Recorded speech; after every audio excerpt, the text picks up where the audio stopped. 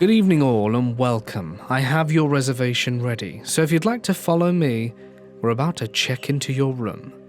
Don't forget to check out our app with over 5,000 stories and ad-free, link in the description, and there will be more videos every day this week with something special on Saturday. But for now, it's time to get comfortable and let the darkness take control. Years ago, during a solo cross-country journey to attend a friend's wedding, I encountered unexpected bad weather that slowed my progress significantly. As I was trying to make up for lost time, a serious accident occurred just ahead, causing a lengthy delay. By the time traffic started moving again, I found myself 6 hours behind schedule. Exhausted and desperate for rest, I decided to pull off the highway and seek shelter at a small roadside motel located off the beaten path. Despite its shabby appearance, I figured it would suffice for a night's sleep. Upon arrival at the check-in window, the attendant, a middle-aged man, gave me a look over and inquired if I was traveling alone. He insisted on cash payment only, which raised some suspicion, but I managed to scrape together enough money to secure a room. Inside, the accommodation was far from satisfactory. The room was cramped and unkept, with signs of neglect evident everywhere. After a quick trip to the bathroom revealing its unhygienic state, I decided to forego sleeping on the bed, opting instead to rest in my car. I reclined in the back seat with makeshift bedding, hoping for some semblance of comfort. However, my brief reprieve was interrupted when I heard voices outside in the early hours of the morning. Peering out cautiously, I spotted the motel attendant conversing with another individual, their discussion growing increasingly heated. To my horror, the attendant proceeded to unlock my room and enter, accompanied by the mystery guest. Panic surged through me as I realized the potential danger I was in. Swiftly, I concealed myself in the car's interior, hoping to evade detection. Thankfully, the men departed shortly after, engrossed in their conversation. Seizing the opportunity, I silently slipped into the driver's seat and started the engine, driving away before they could notice my escape. Once I reached a safe distance, I contacted a friend to relay the harrowing ordeal, choosing to spare my family the worry. Upon returning home weeks later, I attempted to report the unsettling incident to the local authorities, only to discover that the motel had been shut down shortly after my encounter, leaving no trace of the suspicious individuals. And despite my efforts, the truth behind the eerie night remains shrouded in mystery. Years ago, I went on a Christmas retreat to a fancy hotel in the wilderness for all the employees of a small company. After a company party, one of the employees claimed to be locked out of their room and asked a security guard to let him back in. He lied about his name, and the staff knew he was with the company and paid for the room, so they let him in. It was another employee's room, not his. He stabbed the guy more than 24 times and then fled. They found the body next morning after neither of them showed up, and they had to pull everyone together into a big meeting to try and figure out what happened. We were all mostly confined to our rooms for the day, so I didn't get to see much of what happened next. Then we had a very quiet drive back to our home city, where no one wanted to talk about it. They hung a photo of the murdered man in the staff cafeteria, and it was there for a few years, at least until the time I was there. The guy was caught the next day. They found him insane at trial, and I believe he served his time in a mental hospital and is now free. The talk at the time was that he was paranoid and felt he was going to kill him if he didn't kill him first. I'm definitely a people person, so it didn't take me long to work my way up the ladder at our hotel, which I loved. It was an oldie built in 1967, and despite the shambles it was in when I worked there, it used to be the most happening place in town. The decor was unlike a lot of hotels you see today. Elaborate chandeliers and imported Spanish tiles and a beautiful handmade stained glass skylight. A lot of people were shocked our rooms were only $50 a night, but it wasn't before long I realized something was just off about the place. We had this service hallway that connected our kitchen and storage room to all of our conference rooms. It was my first day, and I'm taking a tour of the facility with my manager while he shows me around.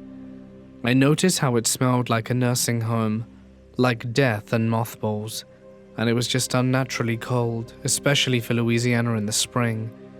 The deeper we go down the hallway, I start to feel actually sick. I put it off as my nerves, but whatever is around that hallway/kitchen scared the crap out of me a few weeks later. I was working the 3 to 11 shift around 8 or 9 p.m., and I went to find a guest some silverware in the kitchen. I was still pretty new there, so after searching for the light switch, I give up and use my phone as a flashlight to grab the silverware. That's when I noticed the sound of footsteps, really fast footsteps. I start to turn around to something or someone knocking over the stack of dishes on the prep table. Needless to say, I say, screw the silverware and ran the hell out of there. I ended up calling a housekeeper who stayed in the hotel occasionally to grab it out of the kitchen, but she said no one was in there. No one who worked there wanted to go in that hallway. Even the cook would bring her granddaughter with her in the morning to keep her company while she got breakfast started. No one ever knew what exactly was back there, but again, I guess we just didn't want to find out. After that experience, I was sufficiently scared but curious. I had become friends with our elderly breakfast cook, a little old woman in her 70s called Mrs. J. She mentioned that she had been working there since the early 70s. She began telling me stories that made me never look at the hotel the same way. Here are a few. The owner was a right cheap ass, even when I worked there. He didn't want to purchase actual security cameras for the entire property, so he installed 2 actual cameras in the lobby, one at each entrance, and one by the pool, but placed mock cameras down the halls by the rooms, giving the appearance of security when actually they were just plastic boxes. One night, a young lady checked in stinking drunk by herself at 1 a.m. She requested a smoking room which was located at the back of the property on the 2nd floor. This area also has one of the many blind spots from our cameras. She goes to her room and no one hears from her for the rest of the night, until the housekeeper shows up in the morning to find the woman in the parking lot covered in blood and whiskey and bloated. Apparently after she checked in, she continued her binge on the balcony facing the parking lot, and she must have fallen off and bled to death there. The horrifying part is that she must have still been alive after the fall, because the trail of blood behind her looked like she was trying to crawl for help. And because there were no cameras, the front desk was blissfully unaware. We always had problems in that wing of the hotel afterwards. Domestic violence cases always came out of that wing. People's tempers just seemed to skyrocket when they stayed there.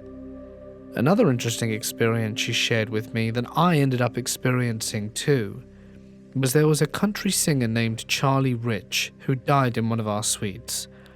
Our suites were located inside the actual lobby facing the front desk.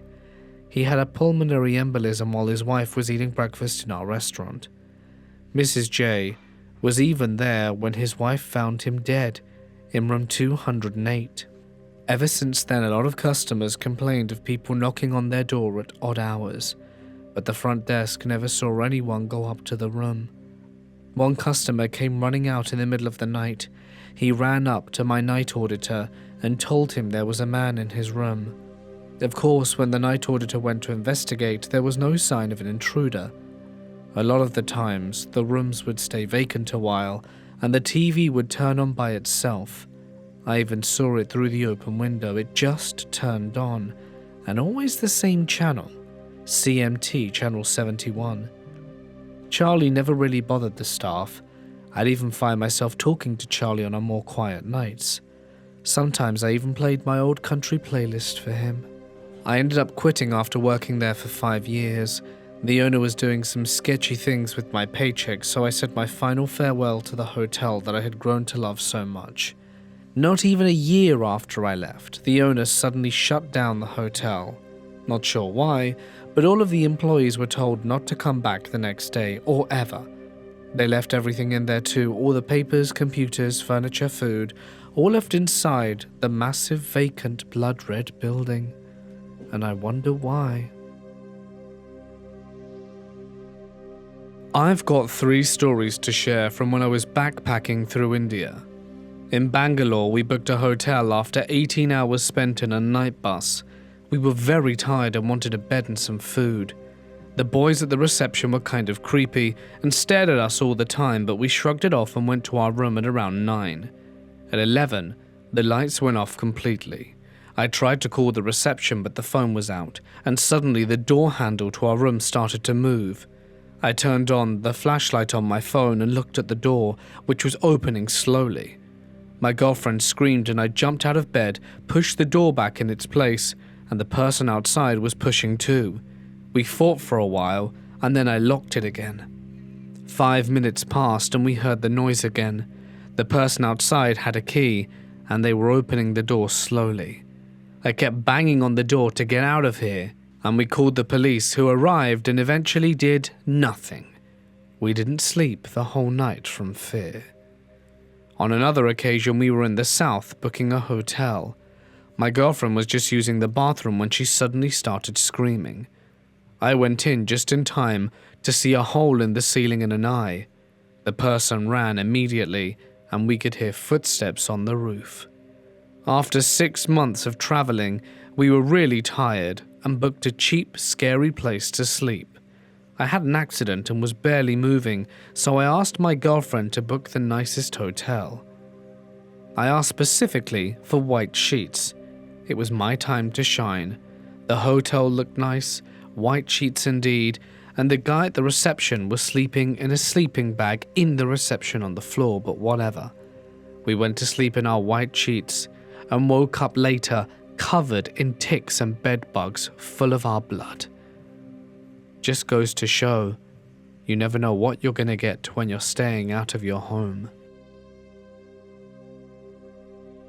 In 2011, my mother and father both had experiences in a hotel room with some sort of entity. My dad had been staying there for around 2 weeks as he works in the film industry, so he's in one of the 2 major cities for weeks at a time, about 2 to 4 hours from home roughly, and had been experiencing feelings of dread, hate, misery, and suicidal thoughts.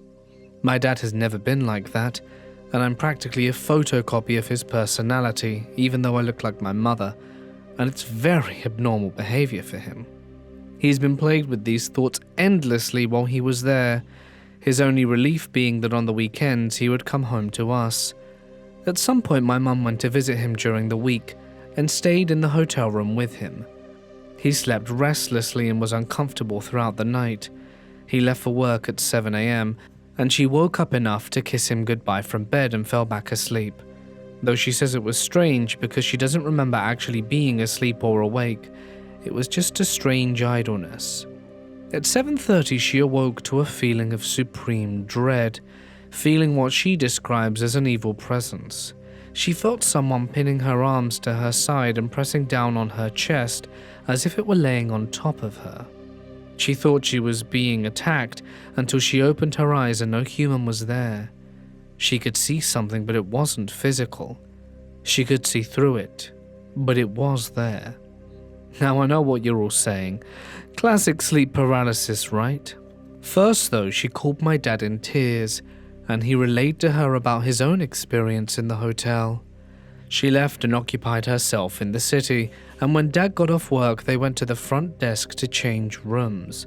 I'm not sure if the attendant asked or if they volunteered the information, but they explained why.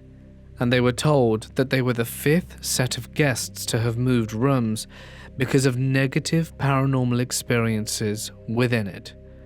It so happened that just before any of this started, a person had checked into that room themselves and didn't come out of it for a number of days. When the hotel cleaning staff went to inquire what was wrong, they found the person's body, as they had taken their own life within that room. I would say that sufficed to explain what happened to my parents, and I'm glad they didn't stay in that room any longer. As you can imagine, once they left, my father's dark thoughts pretty much vanished as he returned to his self again, and my mother wasn't plagued with an experience like the one I've mentioned since. For a time I worked at a local motel that has since been demolished, and it was known by locals that it was haunted, that most people didn't even blink an eye at some of the happenings around there. A few years ago, someone's life was taken at the motel, and from then on it was said that whenever you would go into the room where the spot was, no matter what time of year, whether it be hot or cold, it would drop in temperature and be much colder than the rest of the room. I was taken into the room one day and could confirm myself that it was true. You could feel the temperature in that one spot drop. But the big one for me was when I personally experienced something while working alone. I worked in the laundry, and one day I was in the middle of folding towels when I happened to see a woman pass by and go into the direction of the small office in our laundry room. It wasn't unusual for people to come in or guests to ask for extra towels and stuff, so I assumed it was someone who needed something. I went to the office, but there was no one there, and it was a smaller room. There was a tiny bathroom attached, but no one was in it either. And there was only one door in and out of the office, but there was no one there, and the room was filled in such a way they couldn't have hid either under the desk or outside. I looked, and there was no one. A few years ago, I was driving down to Florida from Virginia. It certainly was time-consuming, but I was willing to take the time out of my week to see my family. On my way there, I stopped by a hotel to spend the night. I can't recall the name of the hotel, but I knew it was in Georgia. I had actually decided to spend a few nights there since I had plenty of time to see my family, and I was sore from driving for hours. I check in at the front desk under my last name, and I got room number 465. Why I remembered this and not the hotel name, I have no idea, but I did. I rented a room for about 3 to 4 days, just enough time for me to relax and enjoy the nice weather, maybe even go for a swim. This is going to be perfect, I told myself, but I was wrong. My first night was alright. The entire day was as normal as could be, although it was really hard to sleep. I tried to go to sleep at around 10ish, but I didn't manage it until 3 in the morning. The hotel must have been old, because throughout the night I kept hearing creaking noises. Not just that, but the people above must have been very energetic because I kept hearing their loud footsteps throughout the night. I don't remember how I even went 5 minutes without opening my eyes, but I did, and I fell asleep. I was wondering if I should make a complaint about the noise, but figured it would be best not to, since it was my first night there. When I woke up, my room was a bit messier than I remember, but I was tired. I could have imagined things. I got up out of bed and walked over to my bathroom to get to my morning shower. I turned the water on to the perfect temperature, stripped out my clothes and hopped in, and made sure the bathroom door was locked, because I'm unusually paranoid of these things. In case you've ever been in a hotel, the doors are incredibly inaccessible to anyone who doesn't have the card, except for room service, employees, and very sneaky thieves who've developed new methods to open doors in other ways. Not long into my shower, I heard my hotel door open. This kind of freaked me out, but I assumed it was just maid service. "Hello?" I call out from the shower. I wait a moment only to receive nothing but silence. I opened my shower curtain a tad to look out into the bathroom, but it was completely empty except for my clothes lying down. I closed the shower curtain and decided to ignore the noise, and as I start rubbing the shampoo into my head, I heard a small, faint click. It happened to be the exact same click I heard when I pushed in the lock for my bathroom door. My heart jumped, and before I knew it, I was horribly shaking. I heard the bathroom door slowly creak open. and before I knew what I was doing, I threw the shower curtain open. The bathroom door was wide open, and I looked around the bathroom with there being no sign of anyone, not a single trace. Other than the doors wide open, I immediately shut the shower off and ran out of the bathroom and into the bedroom, putting my clothes on as quickly as possible and running out into the hallway. I leaned up against the wall, sliding down into a sitting position. I ended up walking down to front desk to request another key for my room, due to the fact I never picked one up on my way out. After giving them some ID, they gave me a new key card, and I took it up to my room. I had slid the card into the slot about 4 times before it actually decided to unlock. I opened the door and the room was trashed. I couldn't make sense of it. Someone recently had been in my room. I don't know how the person got in and it worried me. But I still had to stay one last night at the hotel, so that's what I did. After cleaning up my room, which took 15 minutes, I double-checked every door in the hotel, making sure they were all locked, and they were. I hopped up into my bed, tucked myself in, and drifted off to sleep. I woke up looking at the clock on the table. It was 4 a.m. I sat up from bed about to place my feet on the ground when I heard something, my hotel door slowly creaking open. This sent a chill down my spine, and I slowly shifted my head to look at the door. As it opened, revealing the silhouette of a woman, she had long, black, dirty hair, and she was dressed in a short, torn-up, bloody gown. She started walking up to me. She walked as if in stop motion, bones snapping every time she moved forwards. I wanted to scream for help, but I couldn't. Then I heard down the hall a couple walking together and laughing. Then she was gone. I turned on the light, packed everything I could, and ran out of the hotel as fast as I could. To this day, I've never seen her again. I believe the hotel was closed down shortly after, but I don't know for a fact. But I will always remember how she walked at me, and it's the most frightening thing I've ever seen in my life. On the way to Florida from the hotel, I realized something. That day I was taking a shower, and the door opened. When I looked around at my bathroom to find no trace of anyone, I never looked at the ceiling. I'm not sure if that's relevant, but I'm just glad I left. I was on a trip around Southeast Asia in 2012. Karen was staying at this hotel thing in Cambodia with my traveling companion. So it was the middle of the night, and both of us woke up to the sound of our door handle jingling. Then, the door opened. My friend, in a confused, woken state, shouted out, "What the hell?" And this seemed to scare the person off. We needed them to run away, and we just asked each other if it just really happened. To make things even stranger, I got up and locked the door, and both of us just went back to sleep as if nothing had happened. I wonder what would have happened if we hadn't have heard the person coming in.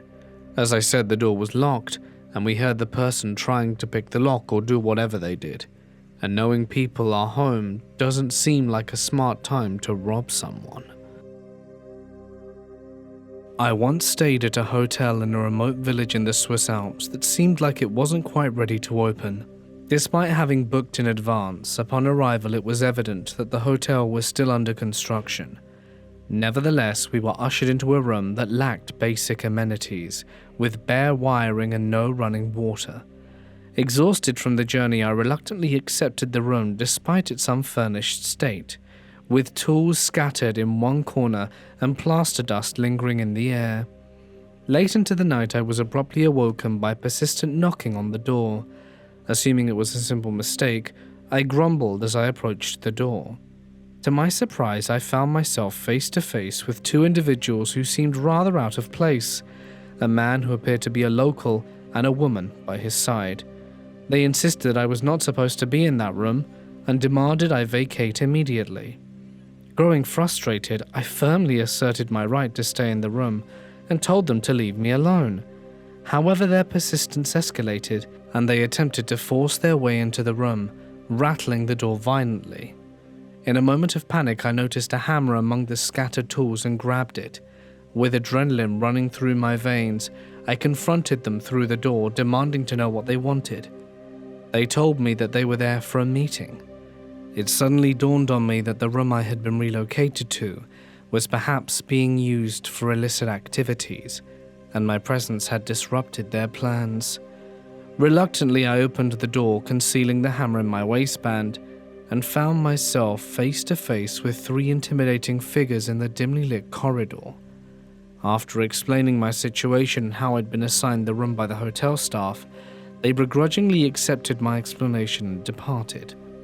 Despite my attempts to return to sleep, the disturbances continued throughout the night, with numerous individuals attempting to gain access to the room for various dubious purposes. Each time I had to steel myself, concealing the hammer as a precaution, and politely turn them away. It was a night filled with tension and uncertainty, leaving me to wonder what other clandestine activities had transpired in this particular room in Puerto Banús before I got there. I was working in New Zealand and ended up at a hostel in the South Island, and everyone there was totally insane. The dorms there were actually mini cabins, and the psychos in mine insisted that I never lock the doors to it. They would have random people in and out of the cabin all night drinking. There was no place to lock things up like your passport. The layout was bizarre. There was a bedroom with 2 bunk beds, neither of which had a ladder, and 1 single bed in the living room/kitchen area. It was fun trying to sleep with people coming in and out every so often to get more alcohol. In our cabin, there were flies everywhere. There was even an ancient glue paper fly trap over the sink, with a couple of 100 dead flies on it that were just left there.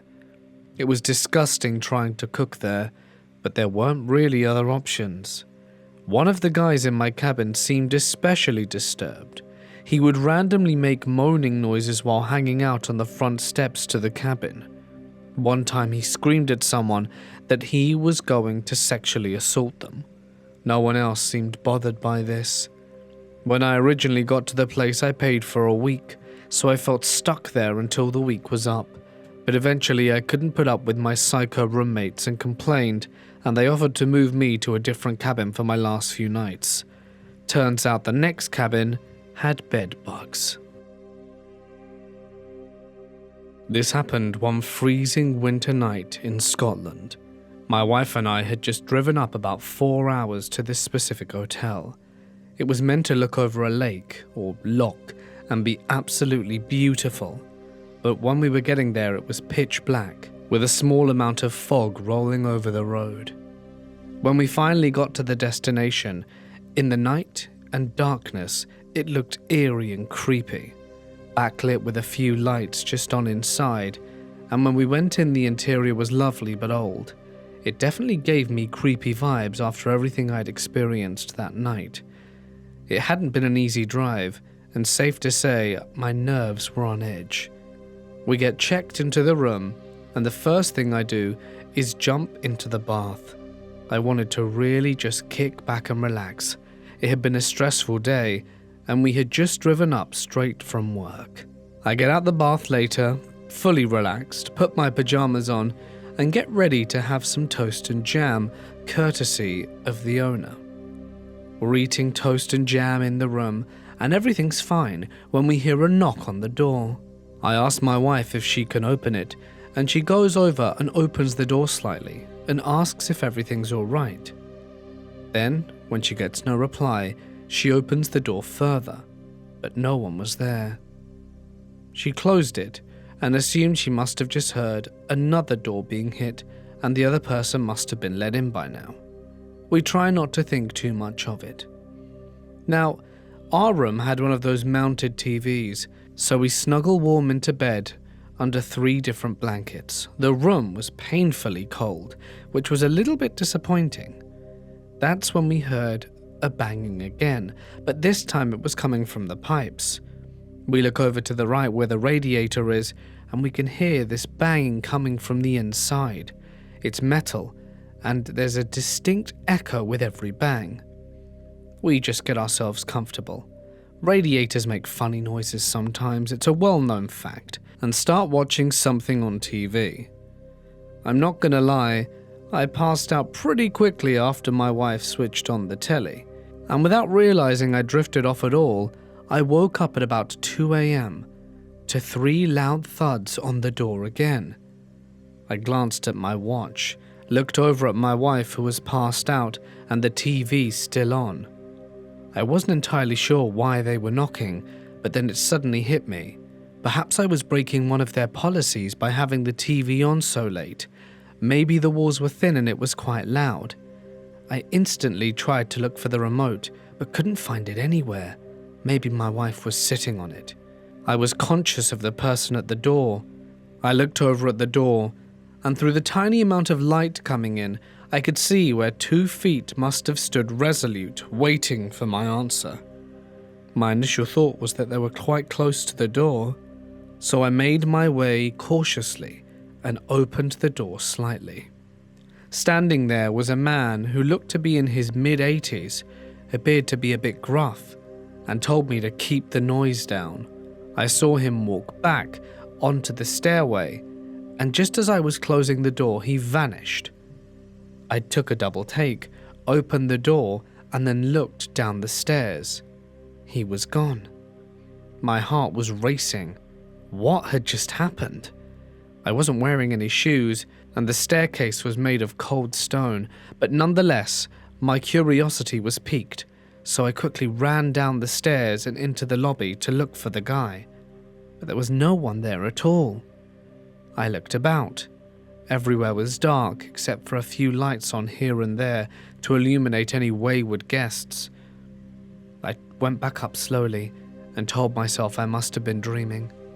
I got tucked into bed again and found it hard to sleep for the rest of the night. Thoughts about that man vanishing just kept playing on my mind, especially after him asking me to turn the TV off because of the noise. This really freaked me out. By the time I woke up in the morning, the TV had been turned off. I guess my wife woke up before me and found the remote, just as well. I asked her if she heard anything strange in the night, a little afraid to confide in her the truth of what happened to me in case she might ridicule me. But you could see something was on my mind, and over breakfast, I slowly told her about what I'd seen the night before in hushed tones. My wife gave me a strange and puzzled expression and said in no uncertain terms, "So you're saying you saw a ghost?" She said that comment a lot louder than I had been talking, and I tried to hush her up. So because this is a small establishment, one of the owners happened to be filling up someone's milk. When they were done, they turned around and politely asked which one of us saw the ghost. My wife smiled and pointed to me. I guess she didn't believe in ghosts because she was wearing this shit-eating grin that gave me an impression she didn't believe me at all. When the owner straight up said, "Oh, don't worry, that's just Larry. He was my grandfather." My face dropped. He went on to tell us that he died peacefully here in the establishment and that he was the original owner, and that sometimes people see him walking around the grounds and he's even been seen in rooms. This didn't make me feel any better. They had someone fix the heating as well in the room, which was nice, and the next night I slept like a baby. He didn't make an appearance again, just as well. My spouse and I stayed at a massive hotel complex which consisted of one hotel who bought almost every other hotel around it. We bought the online special and were put in one of the ancient acquisitions. There was this old 4x4 piece of plywood that was hanging down from the ceiling just enough so it felt like someone could watch you through the crack, but you couldn't see into it. We hung up the Do Not Disturb sign and went to tourist around. We came back and the TV was on at maximum volume. We left and returned, and the shower curtain had fallen down. Good thing it was only a one-night stay. That room just had the feeling of someone there. My girlfriend at the time and now wife and I were in the military and traveled to San Antonio, Texas because I was scheduled to receive LASIK surgery for my eyes. The military does it for free, and I made sure I got my name on that list. A part of the paperwork process was to reserve a room in the on-base hotel. I say hotel because it wasn't a traditional hotel. It was just a building for those receiving the surgery to stay in. It wasn't open to anyone else, at least to my knowledge. It was free and would save a lot of money for the trip. I submitted the paperwork months in advance and thought nothing of it. We get to San Antonio, however the hotel is closed on the weekends. Weird. I try to call the number but it's automated on the weekends, with no luck. The wife and I decide to get a room on the actual on-base hotel for the weekend. No biggie, it's like $40. Monday hits, and we try to get in the free hotel. Well, I'll spare you the details.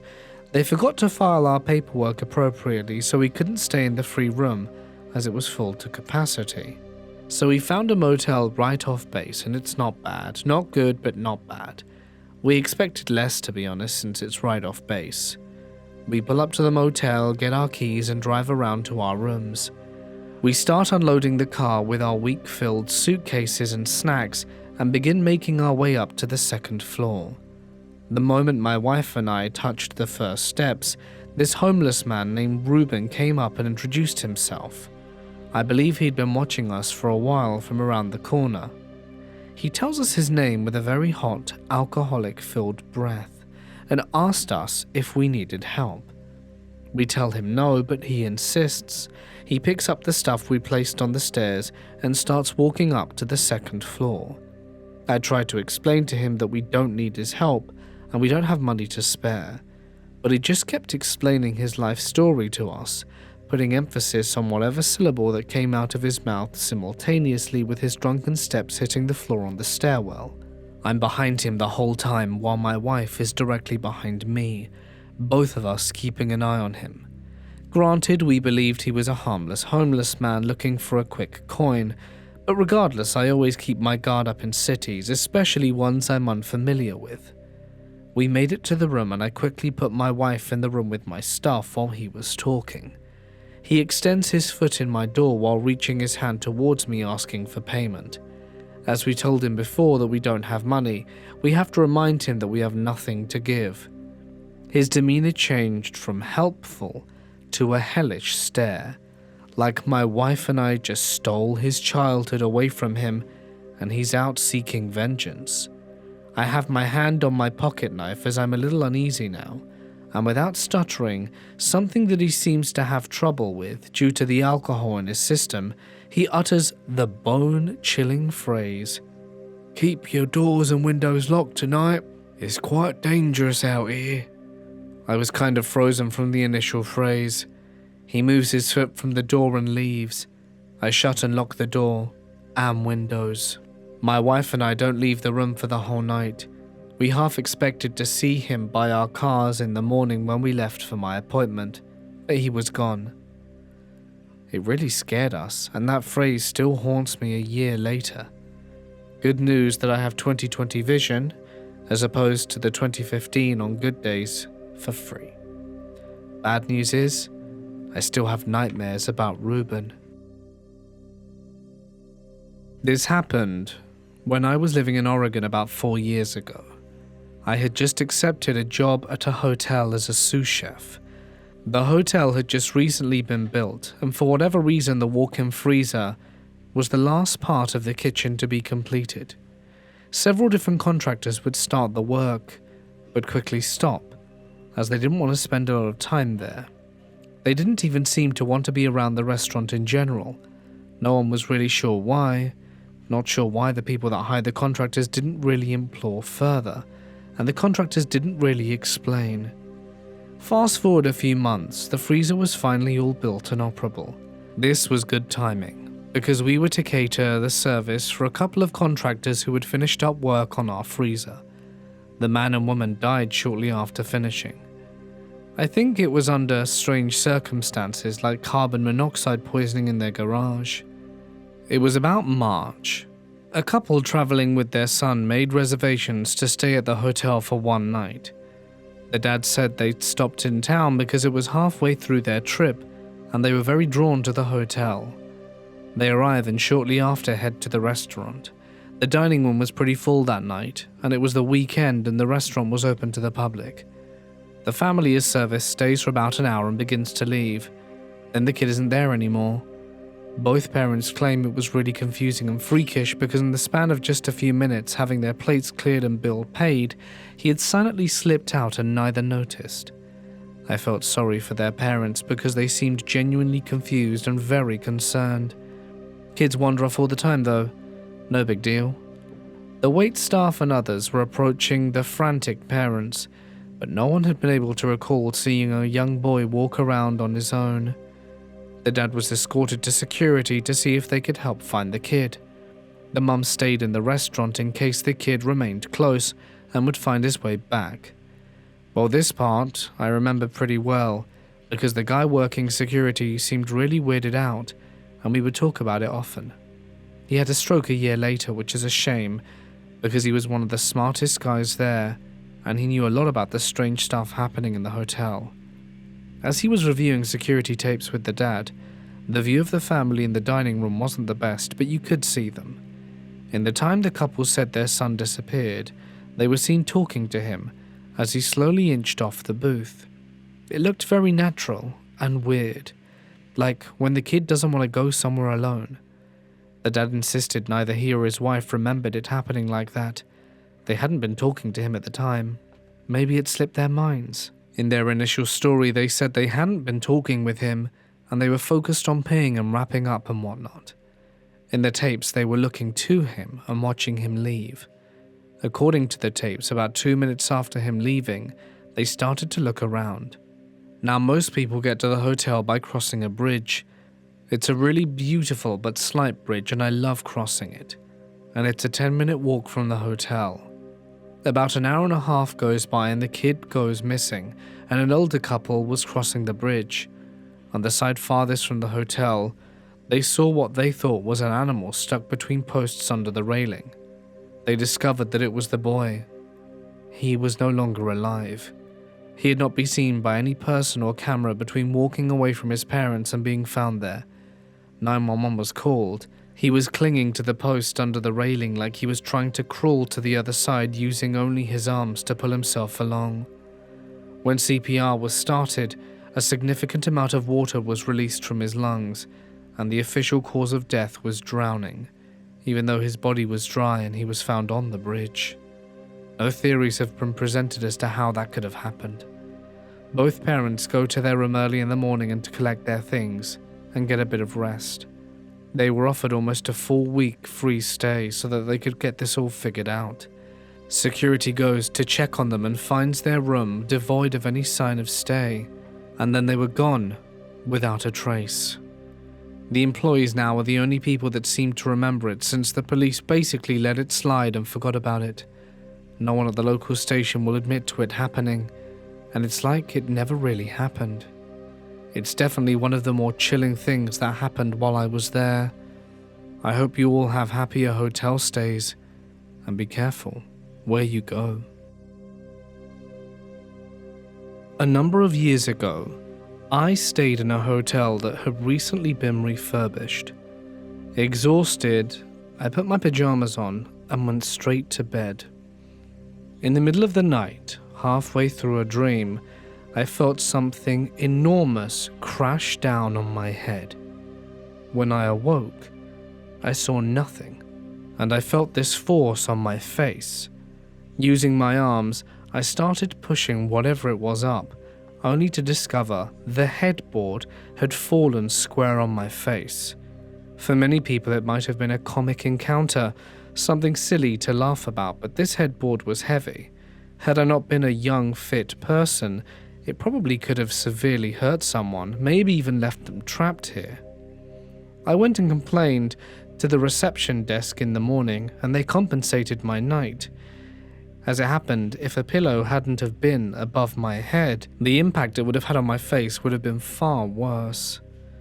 The contractors that were just remodeling that very same hotel and hadn't finished yet were fired on the spot, as the room itself was newly furnished.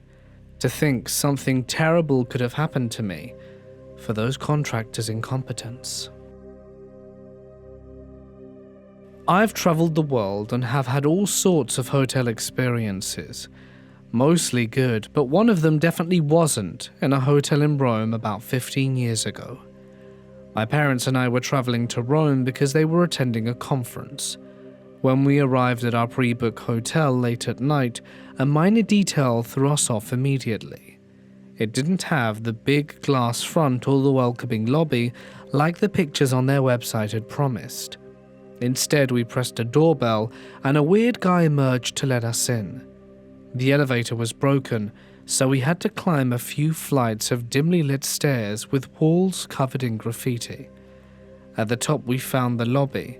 It wasn't spacious, and there were no large windows, but they did have a sofa riddled with bullet holes.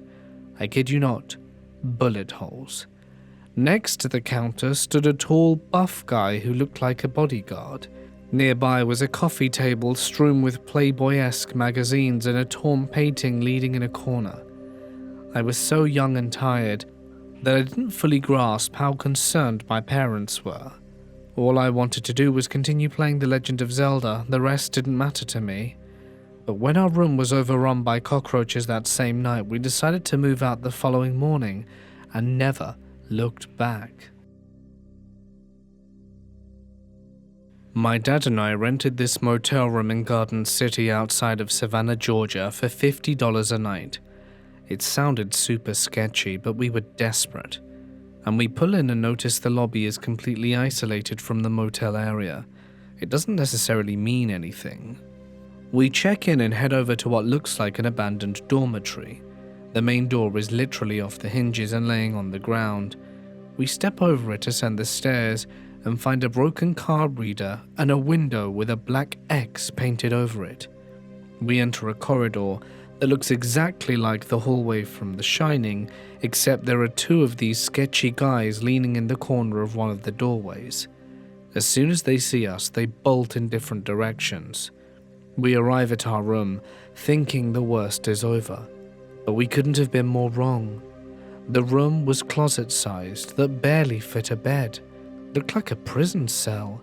It even had the stereotypical bulb hanging from the ceiling, with no shade on it. The last straw was when my father lifted up the blanket of the bed, and there was a massive, rusty brown stain on the corner. He shuddered and put it back down. But that wasn't good enough for me.